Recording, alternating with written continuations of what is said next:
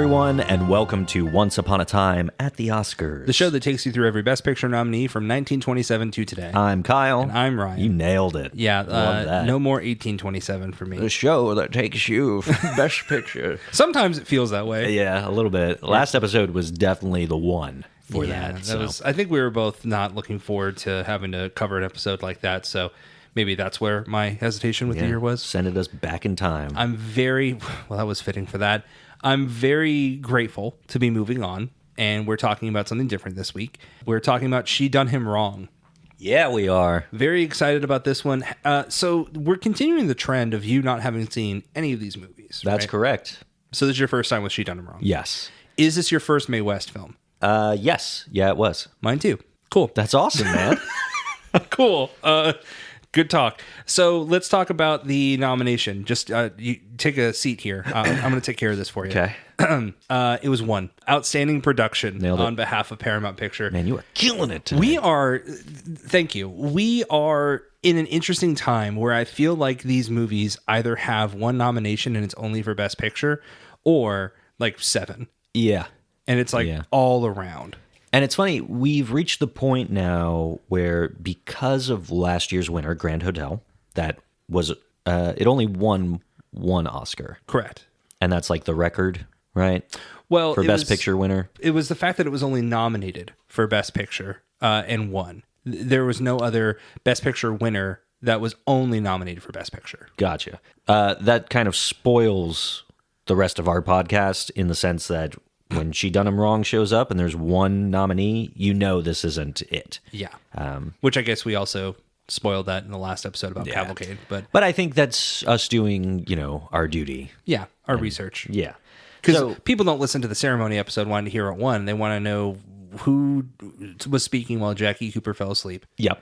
And which U.S. president was attending. Or wasn't attending, but was president. Or sent their VP. Yeah. That happened last year. Is right? that like in real life? No, sorry. The last year we covered. The fifth Academy Probably. Awards. I don't know. That's fine. But let's talk about Mae West. Deal. So this is like a big deal. Last week we talked about Cavalcade, and that was like the most pacified, just there was no spice. It was white rice. Just no spice, white rice. That's the one. This is like the production code. This is like this is your Mexican rice in comparison. This is you walk into the Mexican restaurant and you say, listen, I can't have spicy food. And they said, no habla inglés. And then you get rocked. This is the equivalent of my dad going to Jinya Ramen Bar. And he's like, I'll have a number 7, or I'll have this ramen level 7 spice. And both myself and the server were like, what? Yeah. He's like, I could do it. Yeah, no, this is a spicy one. It didn't fare well for him. It fared well for me. So, spoiler alert there. But so, yeah, this is directed by Lal Sherman or Mae West. You really can look at it that way. Yeah.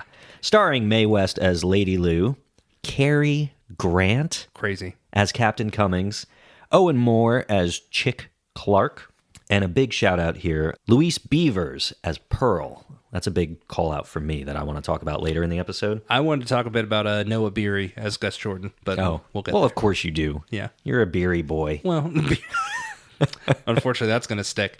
I also want to point out that while you talk about, you mentioned that directed by could also be from Mae West, written by, also pretty clearly by Mae West, also Harvey F. Few and John Bright. Yeah. Mae West has her hands all over this movie. This is her movie, 10,000%. To a point where my double feature was pretty much locked down until I was like, oh man, we can't pick Oscar-nominated films. Right, yeah. Or Best Picture. We'll get there too. But there's a pretty clear, I think you'll be able to pinpoint exactly what I'm talking about as we talk about this movie, because it does feel very much like a Mae West show. Gotcha. Yeah, so this was a Broadway play in 1928, created and starring Mae West. That was called Diamond Lil. So right off the bat, I want to say that the production code had this on a you cannot make this movie list. Yeah.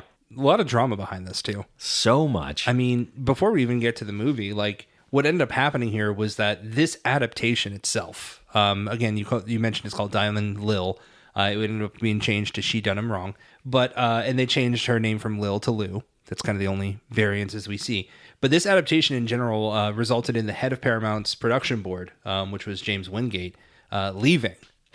And he was replaced. Quit. He just straight up quit. He was like, I can't do this. There's too much going on. I'm out of here. And he was replaced by Joseph Breen.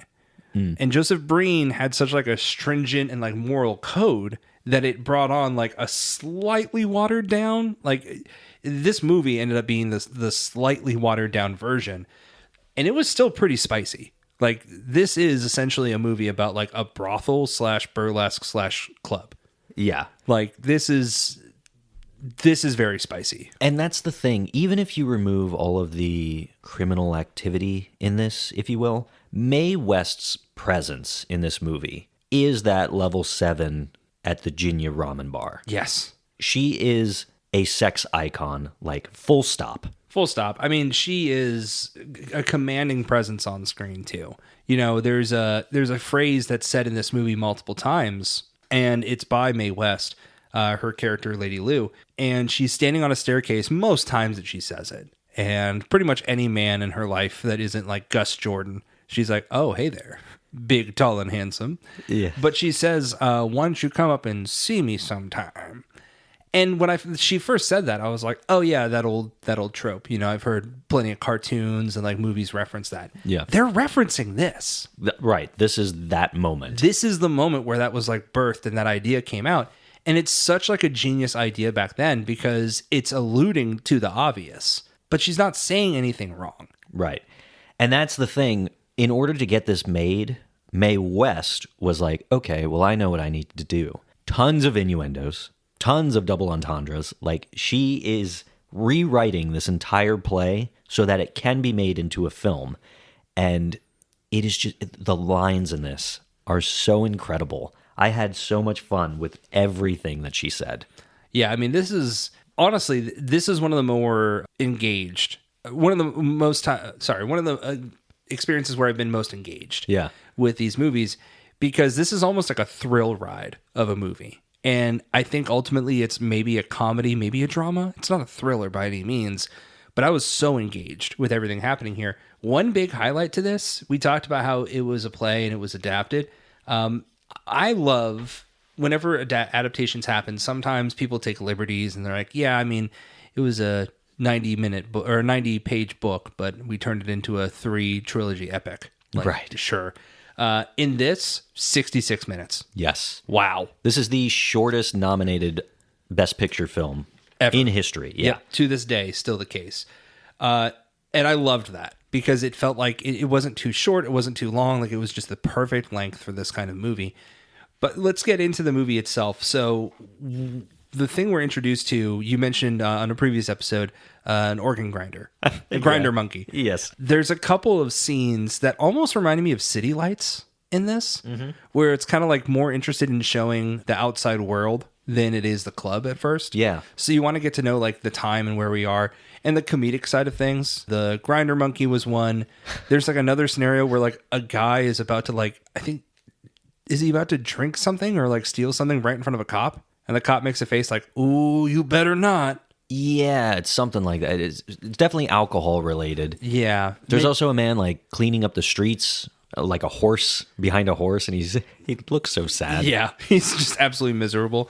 So it's just showing, not to be sad or anything, but like to kind of like bring up it shows how comedic of the movie it is. Yeah. And then we're introduced to the actual like club itself. Yeah.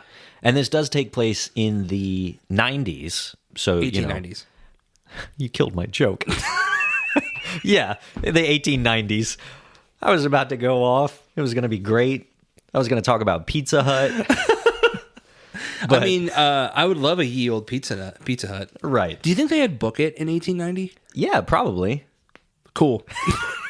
How's it feel to have your joke destroyed? Yeah, wow. Okay, we're fair game there then. So it does open up saying, like, this is the gay 90s. Yes. Yeah, and we're introduced to this nightclub. And my favorite part about this is right from the get-go, the second somebody opens their mouth, they are talking about Lady Lou. And I think the first 10 minutes of this movie is going around being introduced to all of these employees and patrons of this nightclub. And you see what kind of club this is. There's a heavy focus on alcohol in the club, which I think is a huge deal for when this movie is released. We're still in the Prohibition era, but you're also seeing like these are men who are coming here specifically to see the women and for the beer. But there's kind of like a gangster element to the people who work here, but everybody in this nightclub is whispering about Lady Lou.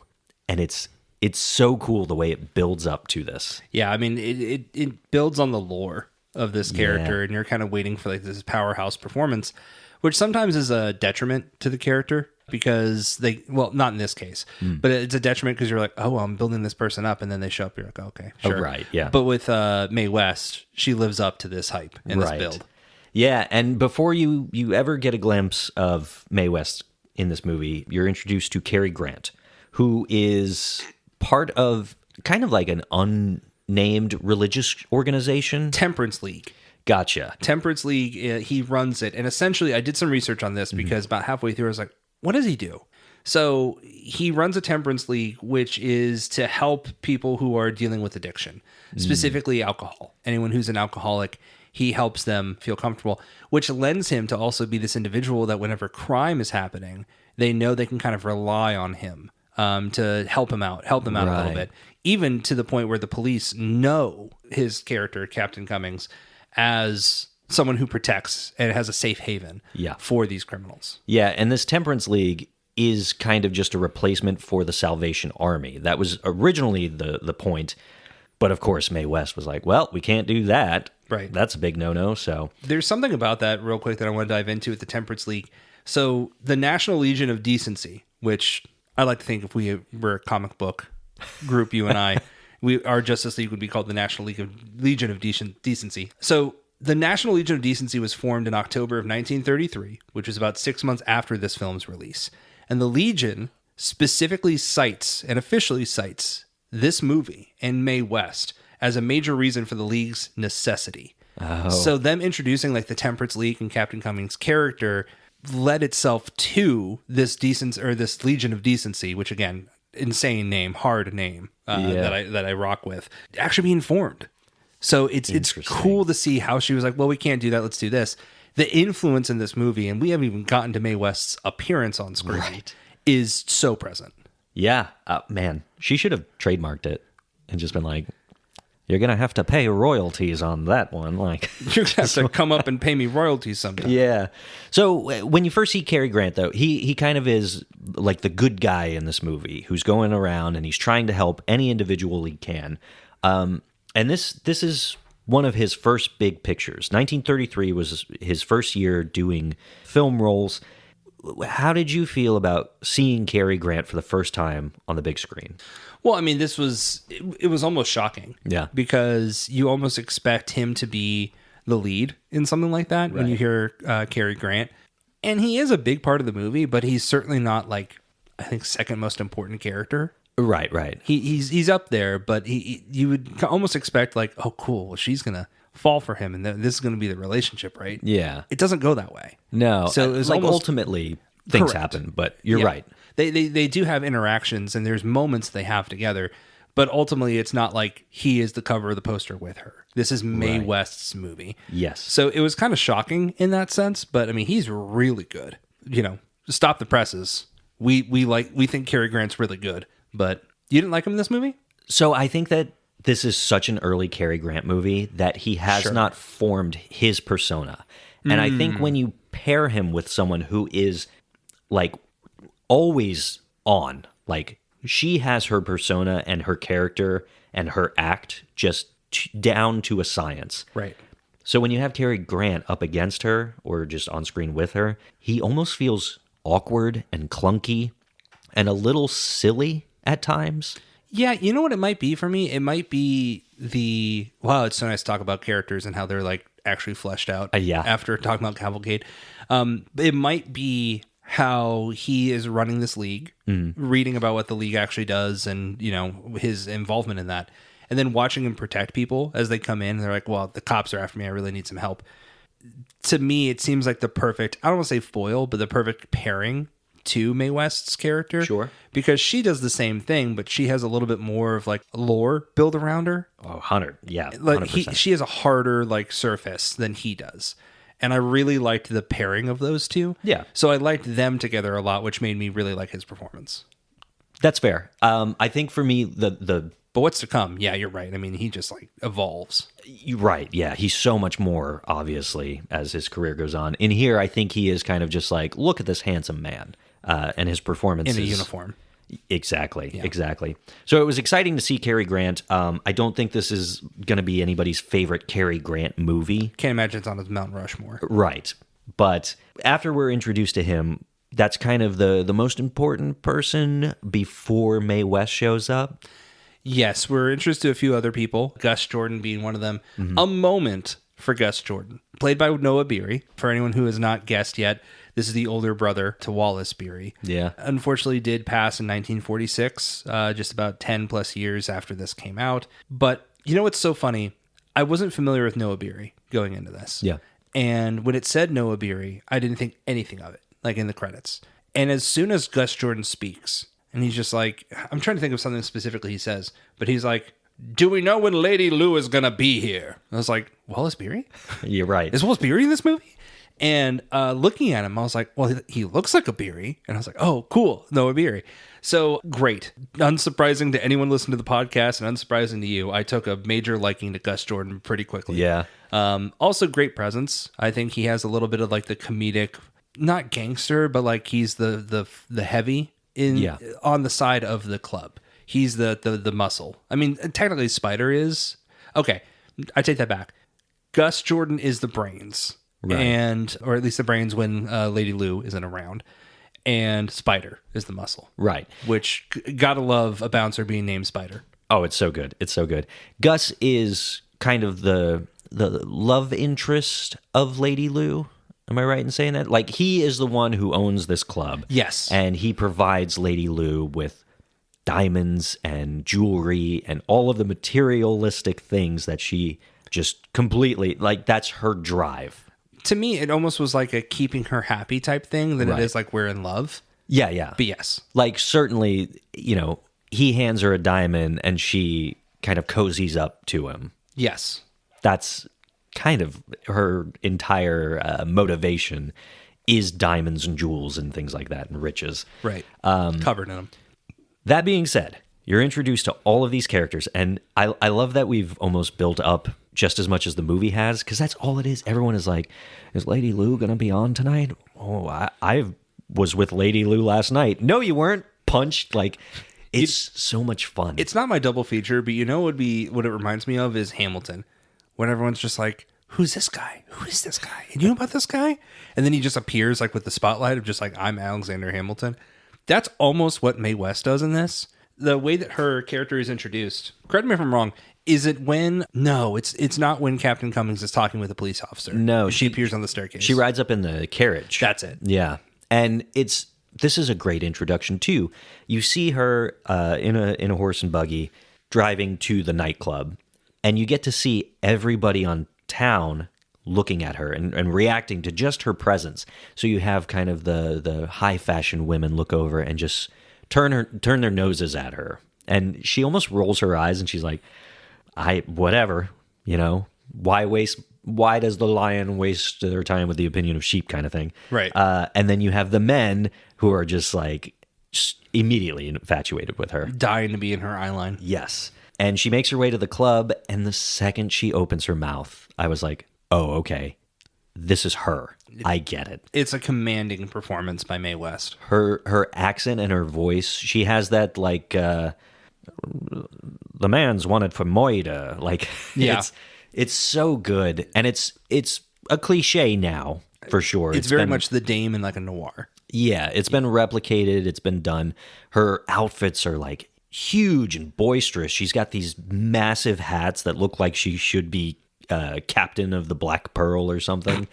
And all of her dresses are like skin tight and bedazzled, and immediately, like, she is iconic. more so maybe than any other woman we've covered on the show. The only other one I can think of is Marlene Dietrich in Shanghai Express. True. And even then, I feel like there's less of the presence is there, but I feel like there's more of a commanding level from Mae West in this than there was from Marlene Dietrich in Shanghai Express. And the way that I've heard it described is Marlene Dietrich was kind of shaped by the studio and Joseph von Sternberg, whereas Mae West, like, this is who she is. This is her creation. Yeah. So she really is domineering and just so huge on screen. And this is the whole movie, is Mae West to me.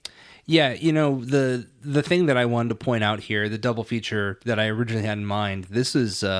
we're going to talk out of both sides of our mouth on this one. This is Disraeli. This is Disraeli. Oh. Yeah. Yes. This is a gender swapped Disraeli, but this is the right way to do it. Right. Because the movie is Mae West. Mae West is the movie, and everything is following Lady Lu. You cannot have this movie without Lady Lu, and she is pushing the story forward with all the characters. However, she is letting things breathe with the other characters and having them have their personalities, their character traits that kind of lend to the conversation. Yeah. So it doesn't feel like she is acting circles around people while she is giving the best performance of any of them, hands down. It doesn't feel like she is neglecting their performances in favor of her own.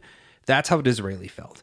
Right. This is what I wanted Disraeli to be. Yes, absolutely. Also in terms of length. Yeah, there's that too. A prime example of that, and kind of the type of person Mae West was, we're introduced to her servant, Pearl. Yes. Played by Louise Beavers, and she is quote unquote the mammy character, the stereotype. Sure. She's kind of like a heavyset black woman who has the accent and kind of the vernacular. Yes, yeah, thank you, the vernacular. That eventually we get to a point where we're like, okay, well, we're just serving stereotypes and harmful stereotypes. Right. However, Mae West was well known when she did her Broadway productions for hiring black actors and actresses, even though they weren't meant to be on stage. They weren't allowed to be on stage. Right. So much so that she was arrested at times for having black actors appear in her musicals. She was a huge fighter for black actors being billed in her films. So while it is still a negative stereotype at this point, Pearl gets a lot to do here. And she's not treated like a servant. No. Right? She's treated almost like a confidant. Right. For Lady Lu. So I did like that aspect. You're right. I mean, there is still the servant aspect that makes this a little, Yeah. You're kind of pulling on your collar a little bit.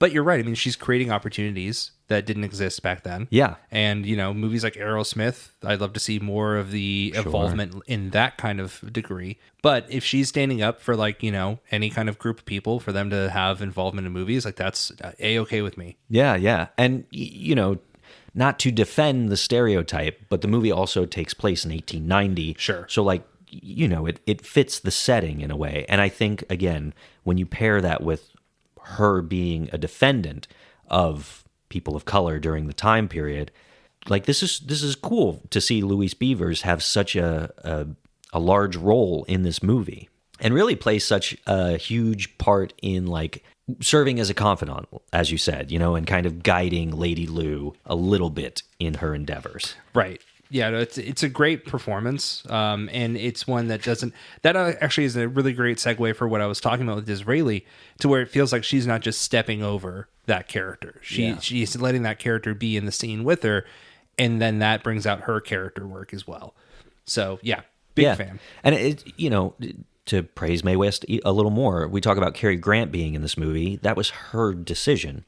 And she has gone on to claim, I'm the one who brought him into the pictures and made him a star, which he was in a picture with Marlene Dietrich, I think earlier this year even. So he's already doing it, but this certainly helped his career. Yeah, definitely. It's very funny that Mae West is that's because of me. Yeah. I want to point out that Mae West, obviously controversial figure for what you have described here, but also just this was not like a chance for her. This was not like something that she went out of her way and made this kind of movie, this kind of character. She's known for this. Yeah. And this is what she goes on to continue to do. Unfortunately, this is the only Mae West film to be nominated at the Academy. So whether it be the controversy off screen or the controversy on screen of the characters she portrays and the stories she likes to tell, this doesn't show up very often. Makes sense with what ends up happening next year, 1934, with the code, and this not having an opportunity to, ruffle some feathers further.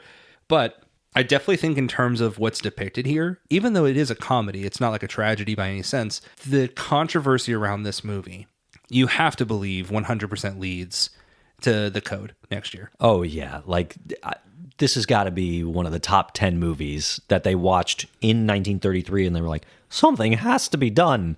I mean, you have this huge scene where I think Lou, she's either speaking to Gus or Spider, but she's in her dressing room, and she's behind one of those screens. Gus. Oh, she's talking with Gus. I thought you meant Gus was behind the screen. I was like, you know how badly I wish Noah Beery was like, let me slip into something more comfortable. Yeah.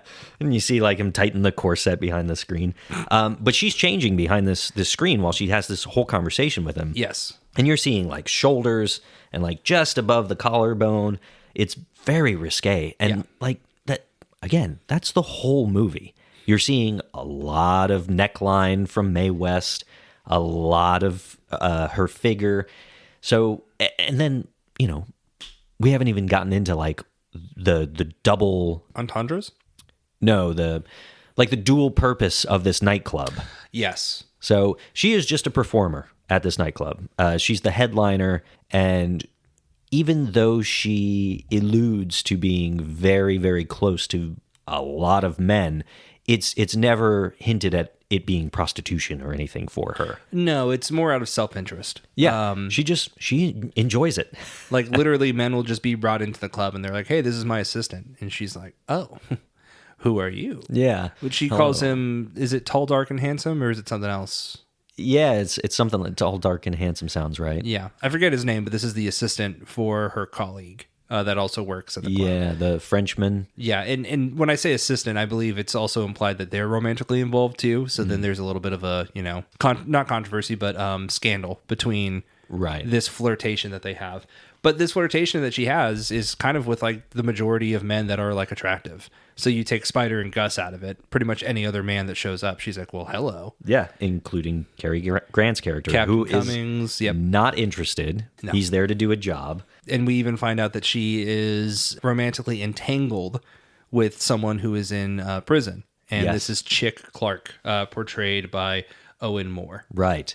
And this is a great moment for so many reasons. She goes down to the prison to meet with Chick. And she's almost reminded, I think, by Spider or Gus. Yeah, they're like, you should probably go check on him. Yeah. She's like, I should go down there and see him sometime. But she goes to the prison, and it's such a great moment. She's walking by these jail cells, and in every single cell, there are men who know her. Yep. And she's got something just so smart to say about each one. And one of the biggest standouts here for me was she walks by a cell with two individuals in the cell. And they say something to her, and as she's passing, she makes a comment, the Cherry Sisters or something like that. And this was a brief little hint that they were a gay couple. Interesting. I did not pick up on that. Yeah. And this was a huge deal as well, because obviously gay relationships or gay partners or anything like this is not depicted on the screen, but Mae West had no problem showcasing these types of things. It's interesting. I'm thinking back now to our conversation about Cavalcade. We didn't even get to talk about, there's a sequence that kind of alludes to this as well in Cavalcade. Is there? Yeah, there's it's towards the end where it shows like the result of all the war and everything in between the politicians and the pastor like speaking. There's a clip of like one of the clubs that Fanny is singing at, and there's like two women that are talking to each other, and they're like fairly close, but it's not a big deal. But then it cuts to two men, and they're sharing a cigarette, and the way they look at each other is very like, romantically involved. So there's a scene that hints at that too. So it's interesting that like we're two movies back to back in our conversations about them alluding to this. I think there's more of like an on-screen like flirtation with Cavalcade, but to even include this in something like She Done Him Wrong, this is something that they're pushing the boundaries on more often. Yeah. And again, this is like a Mae West decision here. So I thought that was wild to see. And just all of her little snide remarks to everybody is she doesn't have a single line in this movie that doesn't hit hard. No, I mean, she is, again, commanding the screen. You'd worry that it's going to get exhausting sometimes because you're right. She has something to say about everyone as she passes the cell. You're a little worried that this is going to be like, you have a little too many, like one too many one-liners. Right. But no, she's crushing it. She's on 100%. The other aspect of this with Chick Clark and all the men that she's involved with is that we're introduced to a character named Sally. Sally comes into the club very silently, minding her own business, and then attempts to take her own life. Yeah. We had a conversation off pod about what she actually is doing to take her own life. Yeah. We assume it's some kind of pill that she's going to take. Very bold of the bouncer spider to then be like, she's going to off herself and like knock her out. Right. But to prevent her from hurting herself, they knock her out and then bring her to Lady Lou. Yeah. To make sure she can take care of her. And then she brings her in. And says, hey, if you need a place here, if you're escaping something, let me know. And she opens up and says, well, technically, I'm kind of on the run from my husband or a partner, his husband, right? Yeah. Where he did her wrong, Yes. so to speak. And she's on the run from that, not on the run, but she's on the outs of that. And she's looking for a place to belong. And they're like, you can stay here as long as you want. And they end up like bringing her in kind of as like a performer or, you know, potentially prostitute in that sense, but to be at the club. And they give her like clothes and a makeover and everything. I bring up Sally, not just to mention her involvement with the club, but also, did you read who originally was supposed to play Sally? I did not. So Marion Marsh originally was supposed to portray Sally. She was Jenny Townsend in 5-Star Final. Oh. Yeah, the daughter. Yeah. Yeah. She originally was going to be playing Sally, but then Rochelle Hudson took over and portrays her in the movie. Nice. I like the aspect of Sally, although it was a little comedic. Obviously, I have some questions about how they knew that she was going to off herself. Right. But this is something that, and that's their words, there's a line that they say where they're like, you know, people keep trying to come in here and kill themselves. Yeah. So this happens. Mae West has this great line where she's like, hey, Gus, tell the girls stop trying to make this place a morgue or something like that. Yeah. Again, it's those lines that kind of like deal with very serious subjects in a very lighthearted way. Yeah. So I really appreciated that. But that was an interesting aspect for Sally, where, again, it kind of shows, while she might be rough around the edges, that Lady Lou is similar to Captain Cummings in a way where, like, she is bringing in anyone who needs this place and helping them, like, have a role. Right. And to be clear, up to this point, like you mentioned, she's brought in to serve as a performer and also maybe a prostitute. Perhaps, maybe. Right. Up to this point, we don't know the other purpose of this club. Right. And Lady Lou, she's not part of whatever salacious activities exist in this club. So when Sally's brought in, they're like, can you sing or dance? No? Okay, well, you won't be a performer. Tell you what, we're going to send you somewhere for another job. And ultimately, we find out that she's going to be trained to be a pickpocket. So the owner of this club, Gus, and then Rita as well, the other woman at the club, they run this prostitution ring, a counterfeit ring, and they're sending girls who come in looking for really just a place to end it. And inevitably a second chance. Yes. I love that Lady Lou isn't a part of any of this. She really is trying to just be helpful and look out for people, and she lives this life in like her own terms. I'm hyping her up a lot. I think she's just such a cool character. She is, and I really like where this ends up going. There is another individual who comes in. I'm forgetting his name, but he's trying to buy the club from Gus Jordan, or at least take over ownership from Gus Jordan. Right. Yes. I don't remember his name either. No, I can't remember. Yeah. So he ends up kind of plotting against Lou and Gus to kind of get the club itself, and then by proxy Lady Lou, and get access to her. So she feels kind of cornered between Chick Clark could potentially get out of prison, and now he's kind of coming back for her in that sense. This guy really wants the club itself and is going to take it from Gus Jordan. There's the police involvement, and she feels kind of like cornered and backed into a corner, so to speak. Yeah. I think this is where the movie turns a little bit for me, is where the movie feels like it's out of Lady Lu's control. And she tries to make some, like, plans. It's funny. The way that she kind of, like, talks with Gus Jordan and Spider and a couple of people of, like, well, I think we're going to try this. And maybe if we do this and we do it the right way, we can get out of this.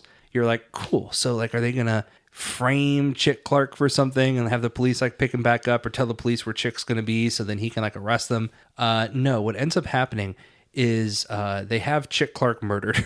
Is that right? Or, No. He doesn't get murdered. who gets shot? Because remember, she's performing. She done him wrong.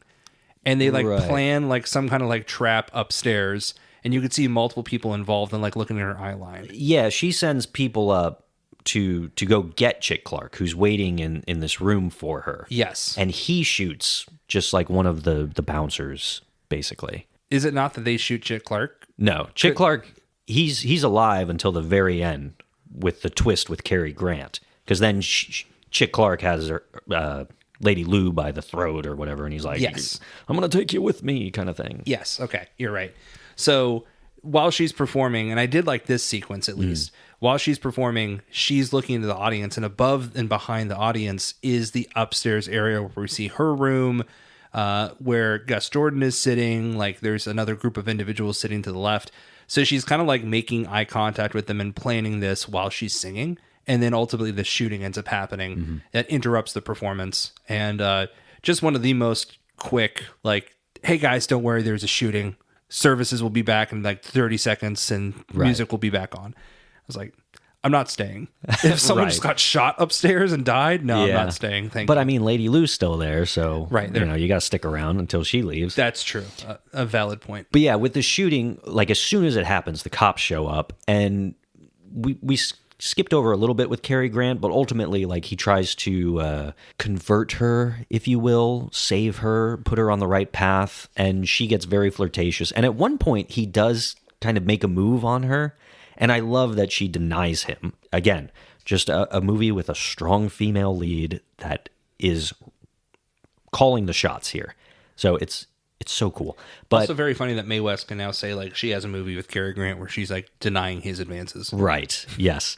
But the big twist at the end of this movie is Cary Grant shows back up, Captain Cummings, and you see that he is, in fact, a police officer. And this whole thing was like an undercover job trying to take down this crime ring.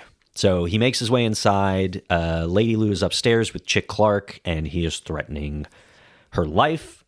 Captain Cummings shows up, and I guess, I don't, he like shoots Chick Clark, but doesn't hit him, but stops him. Like a warning shot? Yeah, I don't know what happens, but he arrests Chick Clark, and this is my favorite scene of the movie, is when he is approaching Lady Lu, and he's like, all right, this is it. Like, basically, we're taking you down with everybody else. Right. And she is just so snarky with him. And he's coming up to her with handcuffs, and she's like, well, I don't need those. Hands aren't everything, blah, blah, blah. Just, she's got a zinger for everything. Yeah. My favorite part is he puts like her mink coat on and then grabs her by the arm to walk her out. And she goes, if you want to help me, pick up my train. So he like picks up her train and hands it to her and then like just walks out with her. She's still in control, even as she's being let out by the police. And ultimately this ends with all of the criminals getting loaded up into the paddy wagon, if you will. And Captain Cummings puts her into his private vehicle and reveals that he is going to keep her around, and he is going to be the one to provide her with diamonds and jewels and everything she wants. And she's really hesitant at first, but the second he whips out a diamond ring and places it on her finger, she's like, okay, well. Yes, I'm listening. Yeah. And the final line of this movie, Cary Grant leans over it. And this is where I thought it was a little cheesy, because Cary Grant just seems like such a little nice boy in this. But he's like, you bad girl. And she says, you'll find out. Yep. End credits. One thing that I really liked about that specifically is that it's a book end cap, whatever. It bookends. That's the word. It bookends the beginning and the end of Mae West's Lady Lu in this, with that arrival and departure. Yeah. So it kind of feels like that play aspect of like, here's the entrance and here's the exit. Yeah, everything takes place at this club. And I liked that a lot. Yeah. That felt great. I can't say that I loved the last portion of this because it just kind of felt like we just got to wrap this up and get this over somehow. Yeah. And it was a little confusing of like whose side is on who and what's actually going on and what does this last scene mean. And this ultimately feels like a dark ending of her being like arrested. But then I guess the twist in that, and it feels a little Billy Wilder, or not Billy Wilder, Ernst Lubitsch in this regard, is he has this line that a police officer would be saying to a prostitute at that point, is like, "You're with me now," or like, I'm gonna take care of you. We're gonna take care of you. Mm-hmm. But taking that ring out, like, you belong to me, is kind of like the idea here, which makes sense with like a prisoner and like a cop. Yeah. But in this sense, he kind of like flips that a little bit. And it's like, you belong to me now, and hands her that ring. Right. And slips it on her finger. So then he's kind of alluding to the fact of like, I've arrested you, but like, you're probably not going to be arrested if you just spend the rest of your life with me. And in reality, that's probably not going to happen, and she's going to get out of it somehow, but she's more than happy to oblige this. Right. And that just felt a little tacked on for me, to where I wasn't like super as engaged with that like I was for the first like 75% of this movie. Yeah. But I mean, still good. Just it didn't resonate with me a ton. So the ending was actually tacked on. This was a studio decision. Sure. This was not the original ending of the play Diamond Lil. Do you know the original ending? I don't. I know that it is more in line with like the rest of the story. This was tacked on, so there was some kind of. Yeah, all of these movies include marriage. And I think the diamond ring going on her finger, that's supposed to be okay, well, now, even if we are going to be, like, have this taboo relationship, the symbolism is still there of, like, okay, well, we are exclusive or whatever. So, yeah, it doesn't hit as hard, but that's the reason. Like, it wasn't a Mae West ending, really. Right. Otherwise it feels like a very Mae West movie. Right. Yeah. I do like that. You know, the final line, the bad girl, and you'll find out. That's great. I think that is a good closing line from her. But it is kind of a little bit silly, the ending. And I really feel like it's Cary Grant that makes it silly to me. Yeah, I think it's because he has so many like turns in his character. Mm-hmm. And you see him as like this very sweet individual leading up to this reveal. Yeah. And then he has to kind of turn on a dime and not be sweet. The second he has to be like bad boy Cary Grant, I'm like, I don't know if you're there yet. Yeah. My dude. He'll get there. Yeah. But he's not quite there. Little silly, but a little silly. You know, it's funny to think about with this runtime length of this movie being 66 minutes. It's funny to think about this episode being just as long as the movie. Yeah, that is pretty silly. So it's difficult to do that. But, you know, we've kind of talked about the majority of the movie itself. We've talked about like the behind the scenes here. It's a shame that we don't see something like this happen again with Mae West, because I really enjoyed this. It almost makes you wonder if this came out in like 1931. Like, we would have undoubtedly had something like this in 1933. Yeah. But in its time frame now, it didn't have enough time to be another movie to be produced with the code that's incoming. Right. And this is just her first, or this is her second appearance on screen. So, like, this is very early in her film career. And she does go on to make a lot of quote-unquote Mae West movies. Right. But I do think that the code itself did kind of pacify her career a little bit. But, I mean, this is the character that she became from this point on. Like, in every movie, she's doing some variation of this, like, Diamond Lil Lady Lou character. Yeah, and she is great in it. And obviously, to your point, huge icon of what was to come, to a point where even this year, and this is a tee up for you, there's an animated short made about this, right? Yeah. I didn't write it down. She Done Him Right? Yes. I believe is what it's called. Yeah, it's a cartoon. It's a Universal cartoon. Same creator of Oswald the Lucky Rabbit. And I forget his name. It's like Pup the Pooch or something. But it's this little Mickey Mouse-esque dog who is excited to go see Puddles, I think her name is. Okay. Puddles, the Mae West character. And I thought that was their name. I was like, that's a little on the nose, but okay. It really is just kind of like your standard early Mickey Mouse, early like Oswald the Lucky Rabbit cartoon. all of these animals are like thirsting over Puddles the dog, who gets to sing a little bit on stage. It's kind of silly. It's like this poodle, this very curvy poodle. And yeah, I mean, there's really not much to tell. It has that kind of zany early cartoon vibe to it. Yeah, with a wolf shows up and it's kind of like Pete in a Mickey Mouse cartoon. Yeah. I don't know. There's not a whole lot to say other than it is a fun little nod to She Done 'Em Wrong and Mae West's character. You're correct in the names Pooch the Pup. It was Pooch the Pup, not Pup the Pooch. So close. And Poodles. Poodles. Yeah. Okay. So close. Almost had it. Almost had it. Almost had it. I love when there's like cartoon versions of movies. And I think that goes to show, I mean, look, it's nominated for Best Picture. It's not like this is the only example of that. But love whenever they show the iconography of these movies and how it affects the outside world. Totally. And the way that I got to watch it, we'll talk a little bit about physical media. This movie is available in like a Cary Grant collection or a Mae West collection, but also Kino Lorber put out a disc. I want to pull up my reviews because this led me to... I rented this from Videodrome. Love Videodrome. DVD or Blu-ray? Blu-ray. Oh, so excited. Yes. So I watched it once, right? The all 67 minutes of it? 66. 66 minutes of it. Then there was a commentary track by film historian David Diwali. I watched that a second time. Then there was another commentary track with film historian Kat Ellinger.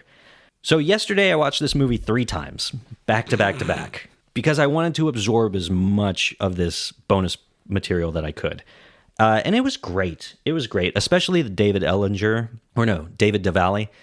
His commentary track, there's so much information about Mae West and just how iconic she is and how this persona, like, this was always her. When she showed up, there's this whole rumor of, like, nobody really knew Mae West because anytime anybody spoke with her, she was playing this character for the rest of her life. Right. And I think that's such a huge testament to just the legacy that she created with this character and how it went on for years to be replicated and mimicked by so many other movies and actors and actresses, like Madonna and her Material Girl era. Sure. Like, that's Mae West. Just in the visuals alone. Yeah. So it's really cool. I had a great time with this movie.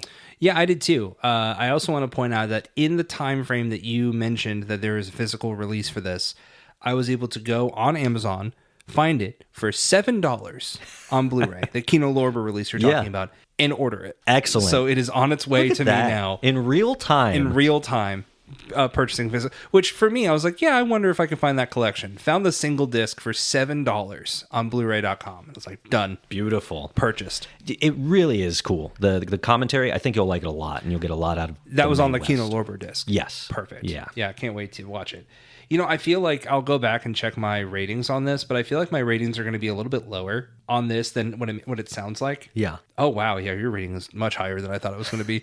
After 3 times. That's true. After 3 times, there's going to be a difference in viewing. But you can't deny the iconography of something like this. I mean, she just absolutely crushes this role. I don't think it's the best movie. I don't think that it's the most enjoyable, not enjoyable, but the most accurate representation of like where we were at this time. I love that something like this was nominated for Best Picture because it's such a breath of fresh air compared to something like Cavalcade. I mean, I watched Cavalcade and then watched this, and this was such like oh wow, this feels so different. There's a moment on one of the commentary tracks where I think David Diwali says, this is another prime example of a movie being nominated for Best Picture that shouldn't have been. And I think that's so wild because, again, in a year where Cavalcade takes home the Best Picture win, and that's such, like I said earlier, like white rice, no spice movie, this is so littered with everything the production code despises. Yep. So much so that, again, Diamond Lil was on basically a ban list. This is not Lady Lou, though. Yeah, it's so much fun. And just, this is the exciting part of watching Pre-Code.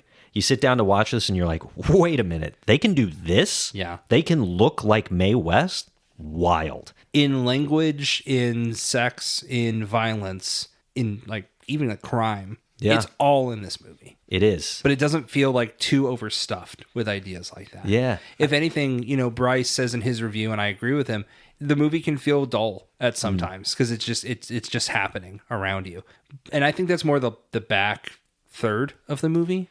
I think leading up to it, thrilling. Like getting to know everyone, seeing their interactions, the introduction of Lady Lou, and how she's running this club, essentially, I thought was fantastic and I loved. And it being 66 minutes, it's like, even if it does drag at any point, which for me it didn't, but if it does, it's over. It's snappy. Yeah. Yeah, it keeps going. So we can get into ratings. I gave it 4 stars. You did. I had a blast. I will watch more Mae West because I think she is iconic. I would love to point out your review on Letterboxd, which is simply commentary by Kat Ellinger. So I have 3 loggings of it. So I have one for each commentary. The first one doesn't have a review.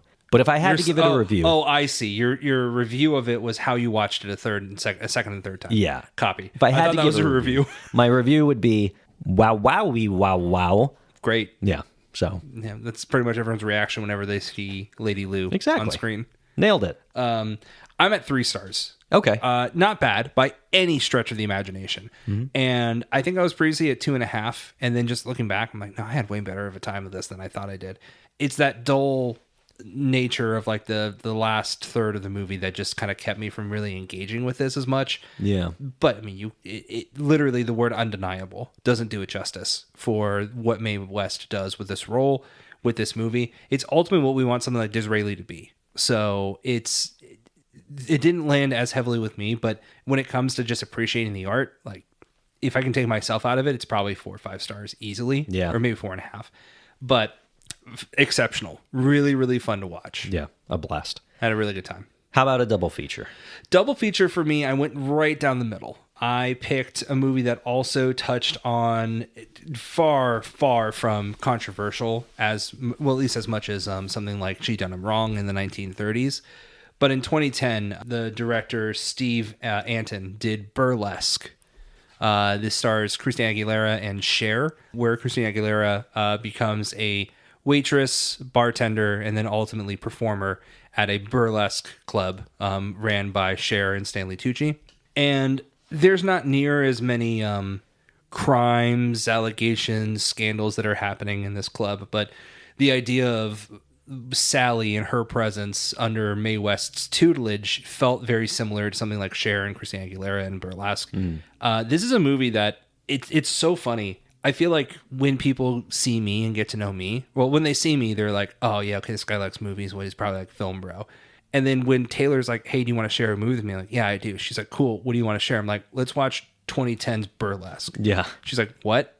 And then we watch it and she's like, well, I loved that. I'm like, I know you do because you like Coyote Ugly and you love all these movies from the 2000s, like the Bring It On, Legally Blonde, like the way that it like tackles female stories, but in a really interesting way. Yeah. And Burlesque is that. I think Burlesque is a movie that's criminally slept on.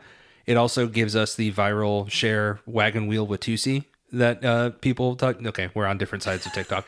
It's a viral thing. Burlesque is a lot of fun, and I had a really good time with it. And I think that it is not as successful as something like She Done Him Wrong, and not nearly as iconic as that. But it's a nice show of like how even before, or what we were able to do before the code, and then what we were able to do after the code. I think it's a nice little like litmus test of like how different things are. Yeah. Nice. I've not seen Burlesque. I need to check it out. It's cool. It's been on my list for a long time. Had a good time. So it's always fun to do a Cher impression whenever you're watching it. She has so many things that she says in it. You're like, I can't wait to try and say that. And Stanley Tucci in the news with Devil Wears Prada too. Oh, there you go. So it's relevant. Stanley Tucci. Love him. I worked on a movie one time and Stanley Tucci was on set and I was so excited to be placed for the scene alongside him. And they ended up using an ant farm instead of the backgrounders that day. So I got replaced by ants. I mean, it's like a spitting image right now. I'm trying to determine if you were an ant right now. You'll never know. Your figure is incredible. I mean, you and an ant are just like... I lift 6 times my body weight or something like that. Wow. Yeah, you know. Okay.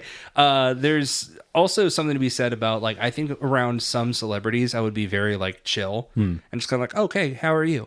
Stanley Tucci, do you think would be my like "Hi Kevin" moment from SpongeBob? Yeah. Of like, "Hi Stanley." Like I just don't know how to talk. I'd be very nervous. Yeah. Well, What about your double you're not feature? an ant. That's okay. true. So my double feature, one of the most interesting things on these commentary tracks is how they talked about Mae West becoming kind of a queer icon. Yeah. Speaking of Cher. She is more heavyset than most of the women in Hollywood during this time. Sure. And I think that kind of lends itself to like the drag community kind of adopting her. So I think the impact that, even if it wasn't purposefully, the impact that this has had over time on the queer community has led me to choose the Rocky Horror Picture Show. Oh, great. As that is also a major, major high point in the queer community. Obviously, you have Tim Curry doing one of the best drag performances ever put onto film. I've not seen all of Rocky Horror Picture Show, but I have seen that scene, his introduction, and it's undeniably incredible. Well, he's almost doing like a version of a Mae West thing. Yeah. In like the big hair and the way that he's like presenting himself, and especially de-escalating doesn't sound right, but like scaling down the stairs feels very Mae West. And it's so funny because, you know, I talk about Mae West's size, and Tim Curry is like scrawny Yes. in that. So it's almost like a contradiction right there. But yeah, I just think that, I don't know. I think Acceptance is a big part of it, right? With like the plus size and the queer nature of it. Like Tim Curry goes a very long way in the evolved nature of what Mae West was doing. So I follow. Yeah, yeah. I just think that like from what I've learned, she's an incredible woman who really, if it didn't hurt her, she spoke out. Well, even, I mean, she got arrested. So even if it does hurt her, I think that she spoke out, and she may not have like actively fought for things, but she was like, yeah, whatever. Come on, I support this. So Making space for people. Exactly. And I think that that's why I'm going with Rocky Horror Picture Show. I love it. And I think in both examples of what we've chosen here as double features, it speaks to how far we've come in terms of like accepting, or not accepting, but making space for everyone. Yeah. And I love all aspects that we can of that, whether it be when it comes to like the sex work side of it, what was the character that you said was her Pearl? Yeah. Pearl, her involvement, Mae West's work to make sure that she and others are involved in movies like that, and also just the queer nature of it too, like especially the drag and scene of what it's become since then. It's really cool to see the inclusion that can come out of something like this. Yeah, the impact and all of that. Even with the code looming overhead. Yes. Man, this coming right after Cavalcade and just being like, ooh, this is what we could have if this continues, and this is what might happen after the code. I get chills thinking about it, Ryan. It stresses me out. They're multiplying. It's true. It's true. A different musical. Would you give it 3 stars? I gave it 3 stars, and that feels unfair. I might come back to it at a later date. It's okay.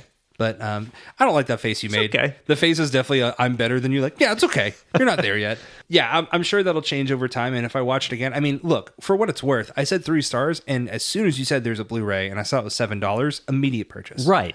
So, didn't happen with Cavalcade. No. Nope. You were like, hey, there's maybe a DVD and it's $50. I'm like, okay. That's cool. Cool. I'll see it in a museum one day. But very cool to have something like this in your collection, and I'm very excited to add it to it. So it probably is more than 3 stars. But also, you know, I just saw Devil Wears Prada, and I gave it 3.5 stars, and someone was like, "Yeah, it's really low," and I was like, "Is it? It's not. Yeah, It's above the halfway mark, which shows like positive. Yeah. So we gotta like." We meaning myself too. We got to chill and we got to find like the balance of what this means. Yeah. Because I could just drop a heart and be like, I can't rate it, but I liked it. Yeah. So we'll keep that alive. It was a weird popping sound. That clip? Yeah. What was that? I don't know what that was. That was your system telling you you're done. Yeah, maybe that's what it was. Anyway, that's She Done 'Em Wrong. If you have thoughts about Did we do it wrong? Yeah, let us know. Exactly. Shoot us an email at outagaopodcast@gmail.com. And if you want to support the show financially, check out patreon.com/outagaopodcast. I'm going to leave it at that. Rate and review the show, I guess. Please. But beyond that, next episode, we will be covering the return of Janet Gaynor. We're going to the state fair. We are. I'm excited. I'm excited. I love the Here we state come, fair. Iowa. Yippee. I love corn. Good. Yeah. That's all I got. As always, I'm Kyle. I'm Ryan. And we'll see you at the movies.